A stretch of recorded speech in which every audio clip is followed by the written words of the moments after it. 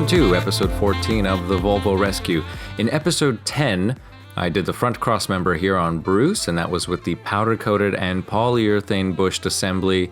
Right now I'm just working on some of those steering components. Pretty simple, straightforward stuff. If you're unlucky and things are seized or rusted on after you remove those castle nuts and cotter pins, then it might just be time to break out the pickle, fork, and PB blaster. But I got pretty lucky with my disassembly. Today it's all about the rear axle getting removed and swapped over to one that I picked up a few years ago from a friend. Now I will say here that I did end up using a lot of WD-40 in some of these threads because they were old, or sand was in there, or a little bit of surface rust.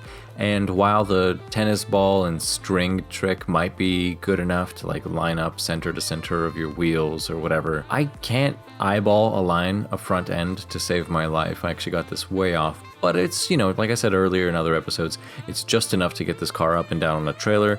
But thankfully having all new suspension parts up front and steering parts makes me feel pretty confident that when it's all put together and aligned, it should be good to go. Now here for the rear axle, I will say it's rather unsafe to put the front wheels on ramps only, because any amount of like movement or jerking under the car is going to risk everything kind of rolling back, even with the jack stands. If those front ramps, you'll see a little bit later, they get close to falling and is dangerous because I'm trying to survive under here. So the rear axle, really easy to remove, just all the obvious stuff that you see connected to it. The parking brake right in the front and center here, just remove it in the middle where the two cables meet. That's the fastest way. And then when you pull the drums off, you'll have access to the other side of the cable if you're replacing those, which I will do at another time. Nailed it. I will say this though, if you're squeamish, look away. I'm not really sure how this happens. It's gonna sound weird, but the only word I can think to describe that old rear axle, the smell of it, is bad breath. That's exactly what it smells like. It's bizarre, actually. The most common rear axle ratio for the Amazon for the M40 transmission non-overdrive is 4.1 if you have a wagon, or if you have an overdrive or an automatic, you'll get the 4.55/4.56.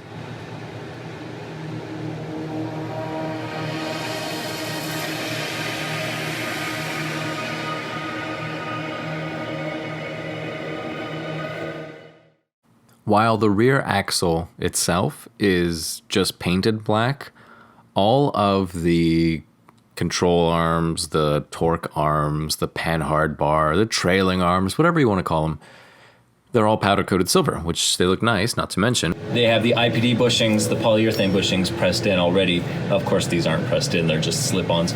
But a lot of the hard work has been done, and thank you to Joel. I bought this, probably 2 or 3 years ago before, like right at the beginning of this restoration, because he was driving cross country and I was like, hey, stop by California, bring the axle. I'd really enjoy the chance to use this on my car. Joel is the guy that I bought a lot of parts for Arthur for, and he does really good work. He's quite a fabricator. However, this is just quality powder coating. I'm gonna clean these up and put them on now. And now a quick trip down memory lane. This is January of 2017. This is before Bruce was even purchased, right after we secured the deal, and before any work on Genevieve began. The front and rear crossmember and axle, respectively, pretty much the way you see them today, all ready to drop in. You've got polyurethane on the front as well? Yeah, everything's poly. This is back when I still had an Android phone. Just saying it out loud feels dirty. But hey, it's quarantine, so I still gotta look at things daily that make me laugh, and I make myself laugh quite a bit, actually. So here's some other things that were going on that week in 2017. Today I got a private tour of the Mullins Automotive Museum. There's no value you can put on these cars. They are priceless.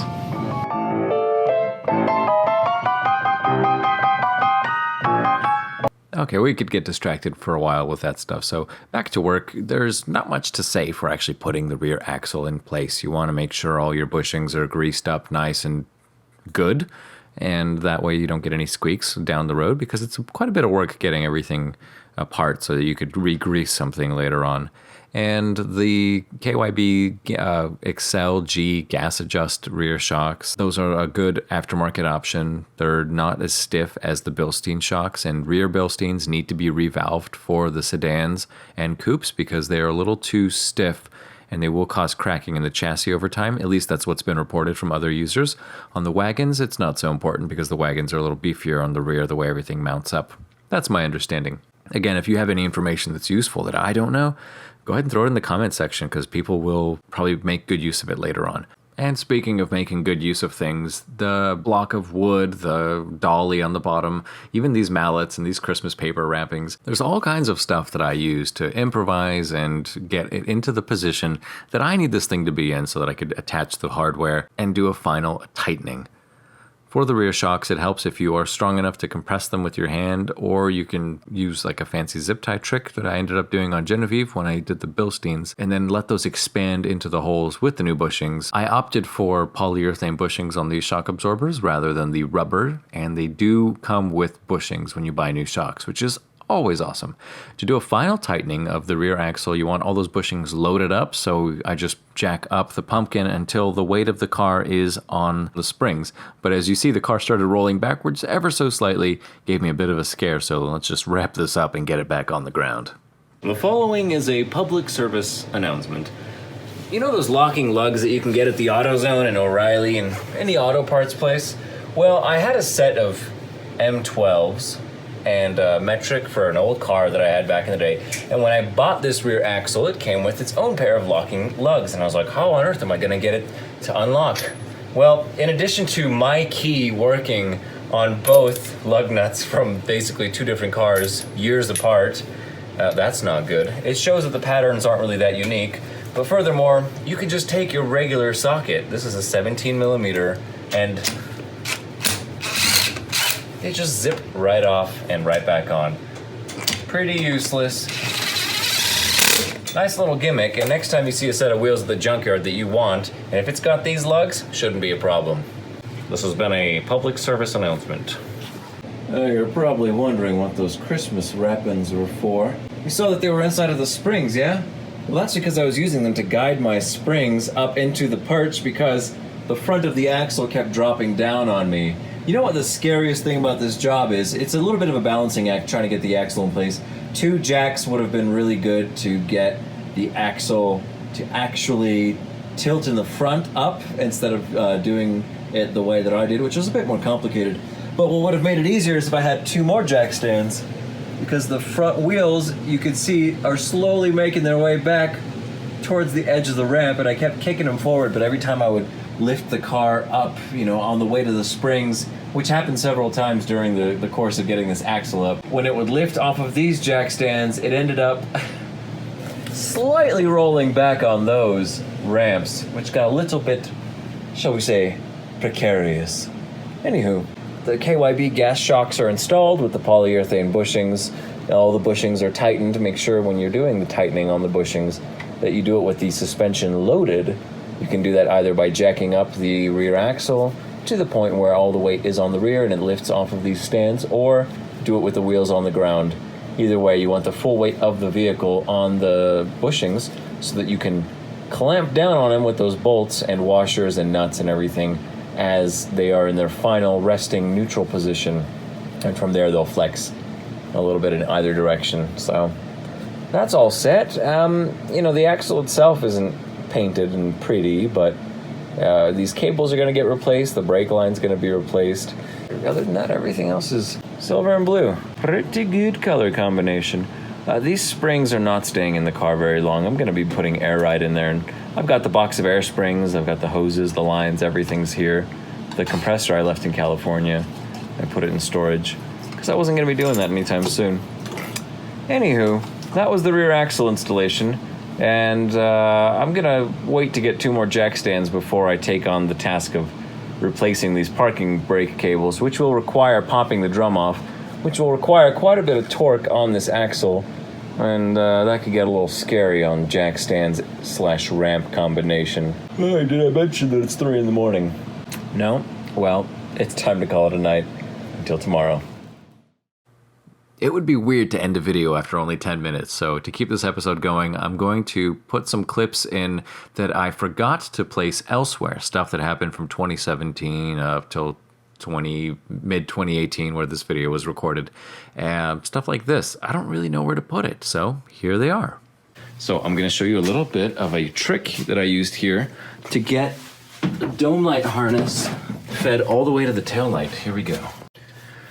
First thing you're going to need to do at the edge of this is mark the colors of the wires so that you can pop them out, because there's no possible way you're going to be able to fit this through up here. I know everything's black and it's hard to see. All these white spots are wax. When they had a final cut and buff on the car, they splattered a bit of wax throughout. So here's our beginning part here. That stays as it is from the wiring kit from VP Auto Parts. And then you clip it up along the sides there. There's a junction here with this really nice tape. And that leads you to your two wires for the dome light, which are up here. And if I'm not mistaken, these two will kind of feed in through the top. This is like a little metal clip right here that just holds the wires in place. And I think they go in like that on the nice little cutout. So that'll be hanging out from our headliner there. With that in place, you can start feeding through here. It's a really tight fit, so if you don't want to damage your wires, here's the best practice. You start from here. It's already got a tape spot on it there, but then as you work your way up and up, tape every junction using this masking tape here. And then that's the ends of our wires there, and then there's two more that keep carrying on. I've taped that as well. And at the very end, we are left with, et voila. So this guy, this is our lead that we're feeding everything through. And then that nice taper on here keeps the wires from fraying open and then fighting against whatever way you're putting them in. That's it, pretty simple. There's no clips over here, as you can see. This thing just tucks in nicely along the roof rail. And it stays very happily in the bottom there. There are these clips here. I'm sorry, these bends look like they had clips on them, but it's actually just bends for the headliner bows. And I've just spent 2 minutes of your time describing something that I could have done in 30 seconds, but if you're going through this process, you're gonna want as much info as you can get.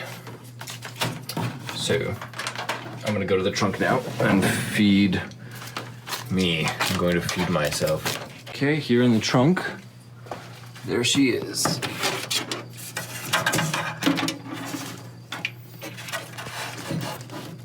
I'm getting snagged on something. Nice thing about having the back window out is I can feed easily through here.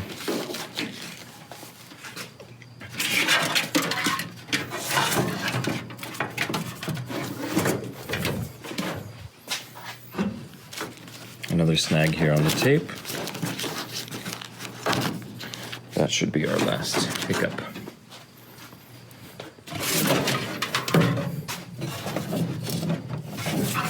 And voila. So now when you get to the trunk, these wires, looks like this long white one here and the black one, those are gonna be the two that are gonna go up the linkage and into the, what do you call it? The license plate light. And then the rest of the wires, we're gonna clip in right here on this clip. Just sort of pinch those closed, push it up out of the way. There is a big panel that's gonna go and cover this whole area, and voila. That's about as much as I'm going to do right now. Once we get some upholstery taken care of, then I'll go back in and revisit these wires. And while this is at the shop, I'm going to take the dome light wires and stick them up top here. Looks like there's a nice little hole here in the bottom corner, probably a water drain. If you stick a grommet in there, I'm sure that it'll be a great spot for this wire to live. And then it's just barely long enough. It kind of makes its way out here. I don't even know what this ground, I'm not sure what that's for. And there's, this is the fact that it ends with a little ring at the end, this long black wire. I'm thinking that's for the fuel sending unit. I think it's gonna be right there for it. So, great. Now that we have this here, we can start clicking back our guys.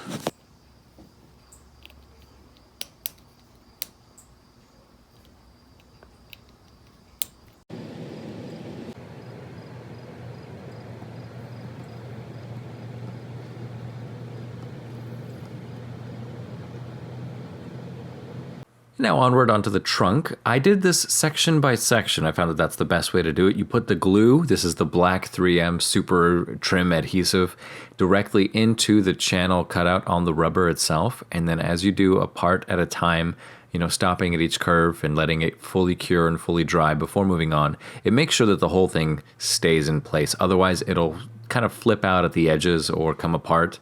And then meet it at the middle on the bottom where the gasket should butt up end to end.